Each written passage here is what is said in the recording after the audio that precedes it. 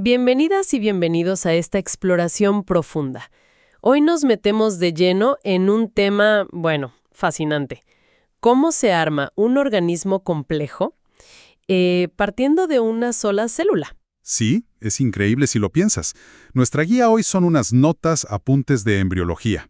Y la clave está en la regulación molecular y, bueno, cómo se comunican las células entre sí. Exacto.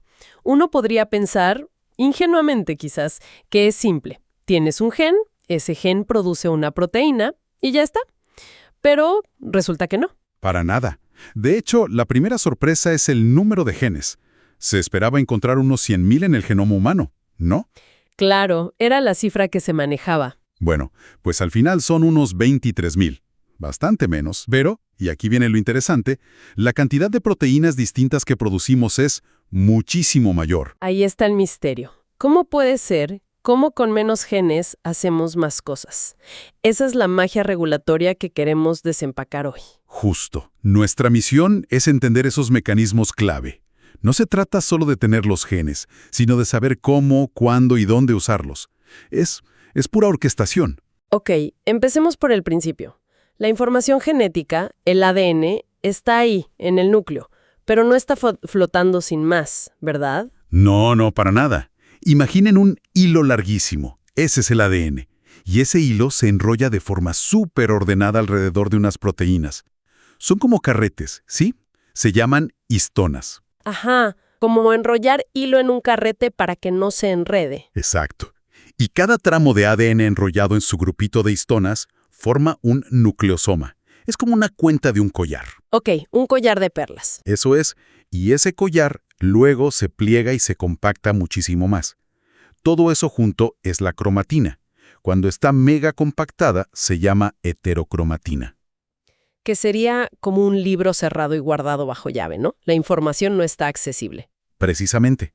Para poder leer un gen, esa parte de la cromatina tiene que como que aflojarse, desenrollarse, pasar a ser eucromatina. Ahí sí, el libro está abierto y se puede leer. Entendido. Primero hay que abrir el libro, desenrollar el ADN, pero, a ver, ¿cómo sabe la célula qué página, qué gen específico tiene que leer en cada momento? Son miles de genes. Claro, cada gen tiene sus propias señales, como marcas en el libro. Tiene una región que se llama promotor, que es como la señal de empieza a leer aquí. Muchas veces ahí hay una secuencia específica, la caja Tata. Sí, es una secuencia de timina, adenina, timina, adenina que ayuda a posicionar la maquinaria de lectura.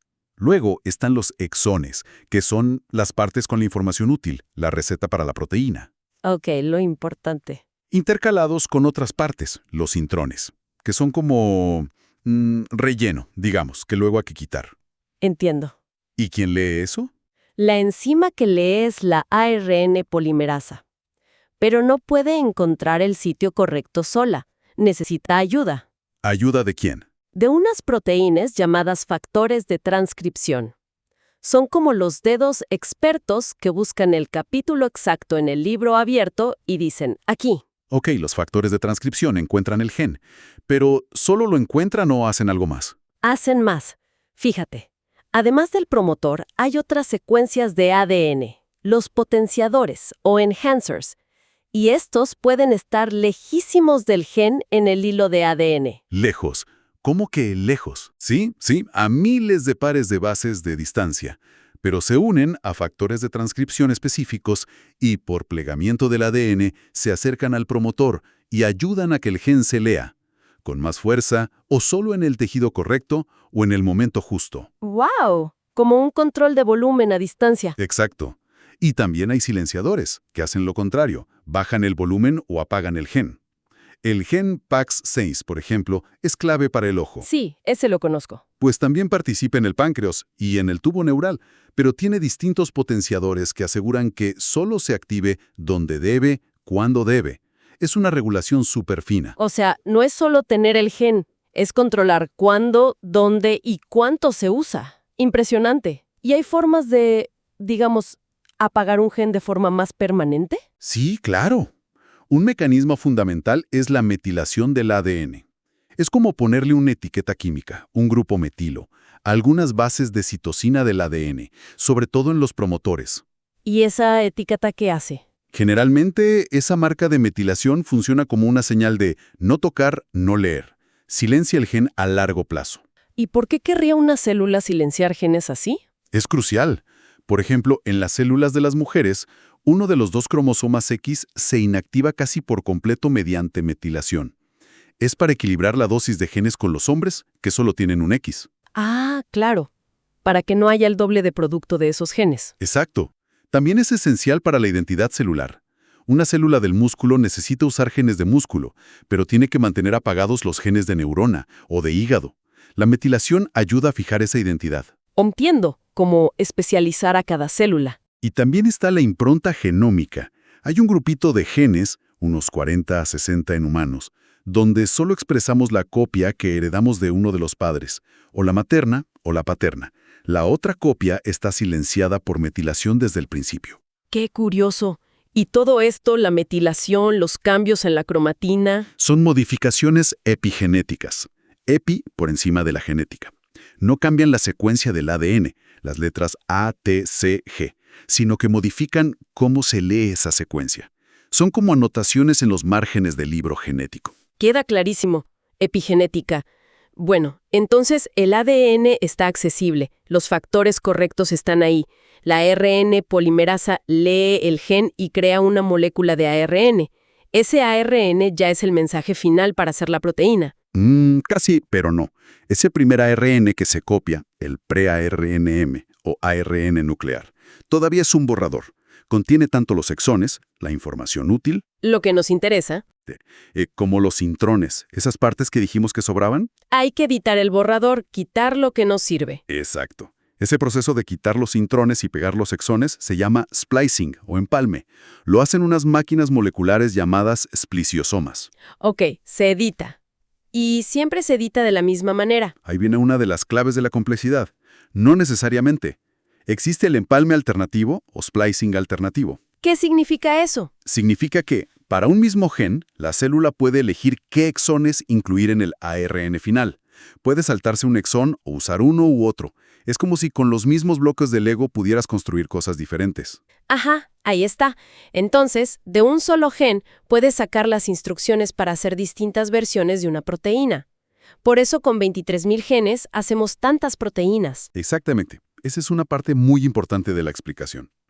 Esas diferentes versiones de la proteína se llaman isoformas de empalme y pueden tener funciones ligeramente distintas o incluso muy diferentes. ¿Algún ejemplo? Sí. Mira, el gen WT1 es importante para el riñón y para las gónadas.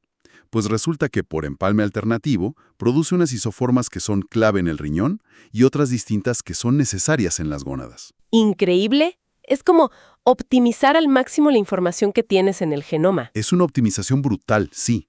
Multiplica la diversidad funcional enormemente. ¡Qué eficiente! Bueno, vale, tenemos el ARN mensajero ya editado, maduro, sale del núcleo, los ribosomas lo leen y fabrican la cadena de aminoácidos, la proteína. Ahí sí termina el control. Ya está lista la proteína. Pues tampoco necesariamente. Muchas proteínas recién hechas son como productos a medio terminado. Necesitan un último toque. Ah, sí. ¿Qué tipo de toques? Modificaciones post-traduccionales. Después de la traducción, pueden necesitar ser cortadas en un sitio específico para activarse, o que se les añadan grupos químicos como fosfatos. Eso se llama fosforilación, y es como un interruptor de encendido-apagado para muchas proteínas. O sea, más niveles de regulación. Claro. O quizá necesitan unirse a otras proteínas para formar un complejo funcional, o ser enviadas a un lugar concreto de la célula. Al núcleo, a la membrana, son múltiples capas de control. Se calcula que el número real de proteínas funcionales distintas podría ser, fácil, 5 veces mayor que el número de genes. Es como una cadena de montaje súper sofisticada, con controles de calidad y personalización en cada paso. ¡Impresionante! Ahora, todo esto que hemos hablado ocurre dentro de cada célula. Pero un embrión es una comunidad de millones de células que tienen que coordinarse para formar tejidos, órganos. ¿Cómo lo hacen? ¿Cómo hablan entre ellas? El concepto clave aquí es la inducción. Es un diálogo celular. Un grupo de células, que llamamos el inductor, envía señales químicas. Mensajes. Mensajes, exacto. Y esos mensajes cambian lo que va a hacer otro grupo de células cercano, el respondedor. Cambian su destino, su comportamiento. Pero me imagino que el respondedor tiene que estar preparado para escuchar ese mensaje en particular, ¿no? No vale cualquiera. Justo. El respondedor necesita tener competencia. Es la capacidad de reconocer esa señal específica y sobre todo de poder reaccionar a ella. Y muchas veces esa competencia se adquiere gracias a una señal anterior que recibió esa célula. Es como, primero tienes que instalar la antena adecuada para poder recibir la transmisión. Entiendo. Es un diálogo muy específico y dirigido. ¿Y quién suele hablar con quién en el embrión? Es una conversación constante y muy variada. Pero muchas inducciones importantes ocurren entre dos tipos de tejidos. Los epitelios, que son células muy juntas formando láminas o tibos. Como la piel o el revestimiento del intestino. Exacto. Y los tejidos mesenquimatosos, que son células más sueltas dispersas en una matriz. Como el relleno entre los órganos. Algo así. Por ejemplo, para formar el hígado o el páncreas, el epitelio del intestino embrionario le manda señales al mesénquima que lo rodea. O en una pierna que está creciendo, el epitelio de fuera, la futura piel, dialoga constantemente con el mesénquima de dentro, que formará huesos, músculos. O sea, interacciones epitelio-mesínquima. Son súper comunes, pero también puede ser entre epitelios. Un ejemplo clásico. La vesícula óptica, que es un epitelio derivado del cerebro, se acerca a la piel embrionaria, otro epitelio, y le induce a formar el cristalino del ojo. ¡Qué maravilla! Y es crucial que esa conversación sea continua, ¿no? Sí, a menudo es un diálogo de ida y vuelta. El inductor manda una señal, el respondedor reacciona, y a veces manda otra señal de vuelta al inductor. Es una comunicación muy dinámica. ¿Y cómo viajan físicamente esas señales, esos mensajes químicos? Hay dos maneras principales. Una es la señalización paracrina. Aquí, las células inductoras sueltan unas moléculas, unos factores de señalización. ¿Proteínas, normalmente? Sí, a menudo son proteínas, a veces se llaman factores de crecimiento y diferenciación o GDFs. Estas moléculas viajan por el espacio que hay entre las células, pero solo a corta distancia, y llegan a las células respondedoras cercanas. Ok, como hablarle al vecino de al lado. Algo así. La otra forma es la señalización yuxtacrina. Yuxta significa junto a. Esta requiere un contacto mucho más directo. Contacto físico. Sí, o bien una proteína que está en la membrana de una célula se une directamente a un receptor en la membrana de la célula pegada. O una célula se une a moléculas de la matriz extracelular, el andamio que hay entre células, y esa unión le manda señales. O incluso, las señales pueden pasar directamente del interior de una célula al interior de la vecina, a través de unos canales especiales, las uniones comunicantes. Vale paracrina, a distancia corta, y yuxtacrina, por contacto. Vamos primero con la paracrina, la de los mensajeros viajeros. ¿Cómo funcionan a nivel molecular cuando llegan a la célula diana? Se basan en lo que llamamos vías de transducción de señales. Es como un sistema de relés. Tienes el ligando, que es la molécula señal que viaja. La proteína que soltó la célula inductora. Eso es. Y en la célula respondedora, en su membrana, hay un receptor específico para ese ligando. Es como una cerradura para una llave concreta. Ok, el ligando es la llave, el receptor es la cerradura. Perfecto. Cuando el ligando, la llave, se une a la parte de fuera del receptor, la cerradura, el receptor cambia de forma, gira la cerradura, digamos. ¿Y eso qué provoca dentro de la célula? Ese cambio de forma activa la parte interna del receptor, la que da al citoplasma. Y muy a menudo, esa parte interna adquiere una actividad enzimática. Típicamente, se convierte en una quinasa. Una quinasa. ¿Eso qué hacía? Las quinasas pegan grupos fosfato a otras proteínas.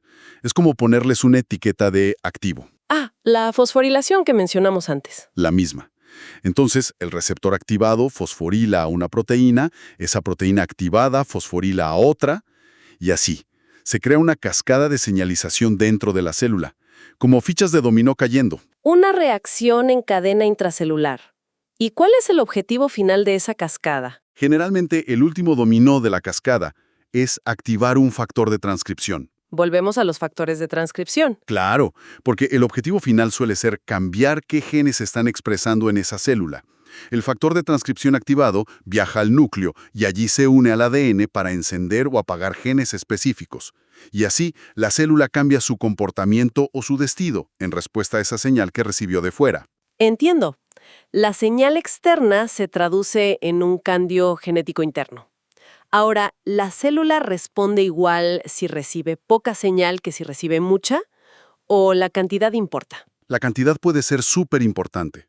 Hay unas moléculas señalizadoras especiales llamadas morfógenos. Morfo de forma, geno de generar. Generadores de forma. Exacto. Se liberan desde un punto concreto y difunden, creando un gradiente de concentración. Mucha concentración cerca de la fuente y va bajando a medida que te alejas. Como una onda expansiva que se debilita. Algo así. Y lo genial es que las células pueden leer esa concentración. Responden de una manera si detectan mucha señal, de otra si detectan una concentración intermedia y de otra si detectan poca o nada. O sea que la misma señal puede dar instrucciones diferentes según la dosis. Justo. El ácido retinoico, un derivado de la vitamina A, funciona así en el desarrollo de las extremidades. Según la concentración que perciben, las células saben si tienen que formar parte del hombro, del brazo, del antebrazo o de la mano. Define el eje próximo distal. ¡Qué sofisticado! ¿Y cuáles son las familias principales de estas señales paracrinas, de estos mensajeros que usa tanto el embrión? Lo sorprendente es que no son tantas familias. Son como un juego de herramientas moleculares básico, pero increíblemente versátil y muy conservado en la evolución. Las encontramos en moscas, gusanos, peces, nosotros. O sea, la evolución dio con unas buenas herramientas y las ha ido reutilizando. Totalmente. Las 4 familias principales son FGF, que significa factor de crecimiento de fibroblastos. Ok. La familia Hedgehog. El erizo. Sí, llamada así por el aspecto de las larvas de mosca mutantes. La familia WNT, que también tiene un nombre curioso. WNT. Y la superfamilia TGF-beta, que incluye un montón de miembros, como las BMPs. FGF, Hedgehog, WNT y TGF-beta. ¿Podríamos ver un ejemplo de cómo funciona una de ellas? La de Hedgehog suena peculiar. Es fascinante. En mamíferos hay 3 genes Hedgehog, pero el más famoso y estudiado es Sonic Hedgehog, SHH. Sonic, ¿como el del videojuego? Sí. Los descubridores eran fans, parece. Y SHH es un caballo de batalla del desarrollo. Participa en casi todo. Formar vasos sanguíneos, establecer el eje izquierda-derecha del cuerpo, que el corazón quede a la izquierda, por ejemplo. También en el desarrollo del cerebro, la médula espinal, las extremidades, el intestino, los pulmones. Es increíblemente versátil. ¿Y cómo funciona su vía de señalización? Es un poco distinta a la típica cascada de quinasas. SHH, la señal, se une a su receptor en la membrana, que se llama PATCHD, PTC. Vale. Ahora, lo normal, sin SHH, es que PATCHD esté inhibiendo, frenando, a otra proteína de membrana llamada Smoothend, SMO. O sea, PATCHD es un freno para Smoothend. Exacto. Pero cuando llega SHH y se une a PATCHD, PATCHD deja de frenar a Smoothend. Libera el freno. Ah, ok. Entonces Smoothend se activa. Justo.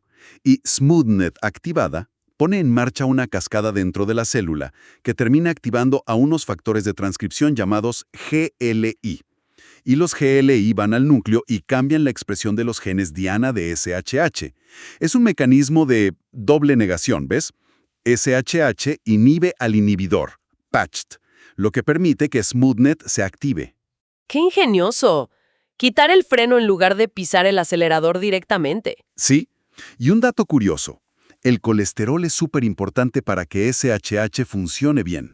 Ayuda a procesarla, a transportarla y a que se una bien a PATCHD. Mira tú, el colesterol teniendo un papel clave en el desarrollo. ¿Y las otras familias WNT y TGF-beta son igual de importantes? Importantísimas. Las señales WNT son cruciales para muchísimos procesos de patronaje, cómo se forman los dedos, la estructura del cerebro, la segmentación del cuerpo en somitas, los futuros blocos de vértebras y músculos, el desarrollo del sistema urinario y genital. O sea, también súper versátiles. Muchísimo. Y la superfamilia TGF-beta, que como dije incluye a las BMPs, Proteínas morfogenéticas óseas, bueno, el nombre ya da una pista, son importantes para formar hueso. Claro, BMP es hueso. Pero hacen mucho más. Regulan la producción de matriz extracelular, ese andamiaje entre células. Guían cómo se ramifican los conductos en los pulmones, riñones, glándulas salivales. Controlan la división celular, la muerte celular programada, apoptosis, la migración de las células. Son otra navaja suiza molecular. El mensaje que me queda es que, con un puñado de sistemas de señalización paracrina, la naturaleza construye una complejidad asombrosa, reutilizándolos una y otra vez. Esa es la idea central. Es un código molecular que se usa en contextos distintos para dar instrucciones diferentes. La clave está en la combinación, el momento y la dosis exacta de cada señal. Entendido. Ahora pasemos a la otra forma de comunicación, la que requería contacto, la señalización yuxtacrina. Mencionaste 3 tipos. Sí, el primero es el más directo. Una proteína en la superficie de una célula toca y se une a un receptor en la superficie de la célula vecina. Es un apretón de manos molecular. Ok, contacto proteína-proteína entre células. El segundo es cuando una célula se une a componentes de la matriz extracelular, como el colágeno o la fibronectina. Usa unos receptores especiales llamados integrinas. Esta unión no solo ancla la célula, sino que le da información sobre su entorno y puede influir en qué genes expresa. Como sentir el terreno bajo los pies y actuar en consecuencia. Buena analogía. Y el tercero es la comunicación directa a través de canales, las uniones comunicantes, o gap junctions, que conectan el citoplasma de células vecinas y permiten el paso de iones y moléculas pequeñas. Vale. De primer tipo, el de proteína a proteína, ¿cuál es un ejemplo importante? Mencionaste Notch antes. Correcto. La vía de señalización Notch es un ejemplo clásico y fundamental de señalización yuxtacrina, por contacto directo. ¿Cómo funciona Notch? Es bastante particular. Una célula tiene en su membrana el receptor Notch. La célula vecina tiene en su membrana el ligando para Notch. Por ejemplo, una proteína llamada Jagged. Receptor y ligando, uno en cada célula vecina. Eso es. Cuando Jagged se une a Notch, se produce un evento mecánico que provoca que el receptor Notch sea cortado por unas enzimas. Cortado, se rompe. Sí, se corta en un par de sitios. Y un pedacito del receptor, la parte que estaba dentro de la célula, el dominio intracelular, llamado NICD, se libera. Se suelta un fragmento dentro de la célula. ¿Y qué hace? Ese fragmento, el NICD, viaja al núcleo y allí actúa de una forma indirecta pero potente. Normalmente, hay unas proteínas represoras sentadas sobre ciertos genes diana de Notch, manteniéndolos apagados. Como candados. Exacto. Pues el NICD llega y se une a esos represores, y los quita de ahí. Elimina la represión. Libera el freno, una vez más. ¿Y entonces esos genes diana se pueden transcribir? Otro mecanismo de quitar el freno. Parece un tema recurrente. Es un principio regulatorio muy eficiente. Sí. ¿Y dónde es importante esta vía Notch? Es crucial en decisiones binarias, cuando una célula tiene que elegir entre dos destinos. Por ejemplo, en el sistema nervioso, ayuda a decidir si una célula precursora será una neurona o una célula glial de soporte. También es vital para formar los somitas correctamente, para el desarrollo de los vasos sanguíneos. De hecho, hay enfermedades genéticas asociadas a fallos en Notch. Mutaciones en el ligando HAG1, por ejemplo, causan la tetralogía de Fallot, un defecto cardíaco complejo. Vaya, o sea que un fallo en ese apretón de manos molecular puede tener consecuencias graves. Muy graves. Muestra lo importante que es esa comunicación directa. Antes mencionaste también que a veces grupos enteros de células se mueven de forma coordinada, como para alargar un tejido. ¿Cómo se organiza esa coreografía celular? Ahí entra en juego otra vía de señalización muy interesante, que se llama la vía de la polaridad celular planar, o PCP. Polaridad celular planar. ¿Qué significa eso? Significa que las células dentro de una lámina o epitelio se orientan de forma coordinada, no hacia arriba o abajo, sino dentro del plano del tejido, como si todas las células supieran dónde está el norte y el sur dentro de ese tejido plano. Ah, ok. Se alinean entre ellas. ¿Y para qué sirve eso? Es fundamental para un proceso llamado extensión convergente.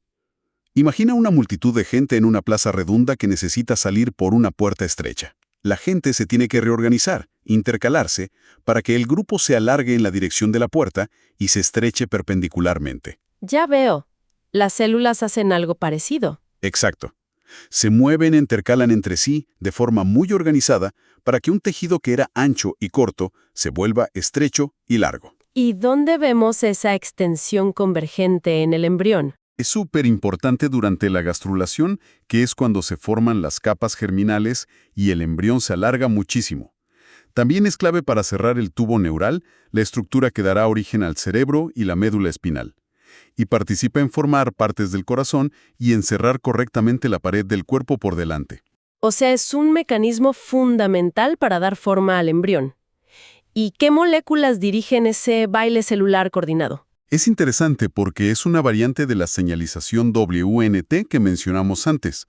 Se le llama vía WNT no canónica porque no sigue la ruta clásica que acaba en el núcleo cambiando genes. Ah, entonces, ¿qué hace? Usa algunos componentes WNT como los receptores Frizzled, pero también otras proteínas de membrana específicas de la PCP como una llamada Bangle. Y la cascada de señales que se activa dentro de la célula no va al núcleo, sino que actúa directamente sobre el citoesqueleto. El andamiaje interno de la célula. Justo. Modifica el citoesqueleto de actina y los microtúbulos para controlar cómo se mueve la célula, cómo cambia de forma y cómo se reorganiza respecto a sus vecinas. Así se logra la extensión convergente. O sea, es una vía WNT que controla directamente la mecánica celular. Exactamente. Y de nuevo, su importancia se ve en las consecuencias de sus fallos. Mutaciones en genes de la vía PCP, como BANC, se han relacionado con defectos del tubo neural, como la espina bífida, en humanos. Queda claro que cada paso, cada señal, cada movimiento celular está increíblemente regulado. Haciendo un balance de todo lo que hemos explorado, la imagen que emerge es, bueno, mucho más compleja que un simple plano genético que se ejecuta. Totalmente. Es una coreografía molecular y celular de una complejidad asombrosa. La información genética está ahí, pero su uso está regulado a múltiples niveles.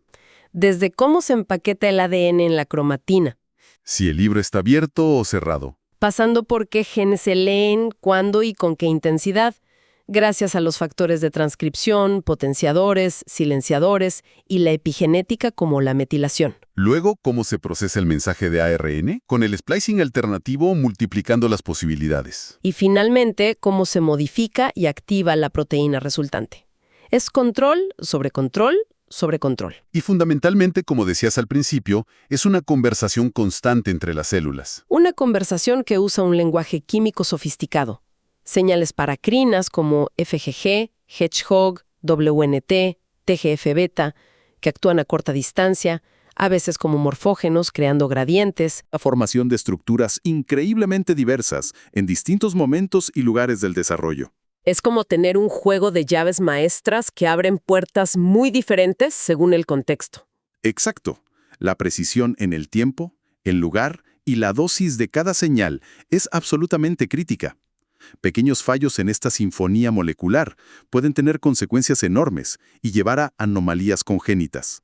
Lo que deja claro que entender estos mecanismos moleculares no es solo fascinante por sí mismo, sino que es clave para comprender tanto el desarrollo normal como el origen de muchos problemas que vemos al nacer. Sin duda, es la base para entender la biología del desarrollo y también la teratología, el estudio de las malformaciones. Y quizá una reflexión final, más allá de las enfermedades o malformaciones evidentes. Sí, quizá estas mismas vías, con sus sutilezas, con las pequeñas variaciones en la concentración de un morfógeno o en el momento exacto en que se activa una señal o en cuán eficientemente responde una célula, quizá todo eso también contribuye a la enorme variabilidad normal que existe entre las personas. Claro, las pequeñas diferencias en la forma de la cara, el tamaño de los órganos. Exacto. Podría ser que parte de esa diversidad natural también esté escrita en la forma en que se ejecutan estas precisas coreografías moleculares durante nuestro desarrollo. Nos recuerda que construir un organismo es un proceso increíblemente robusto, capaz de resistir pequeñas perturbaciones, pero a la vez asombrosamente afinado y preciso. una maravilla de la biología.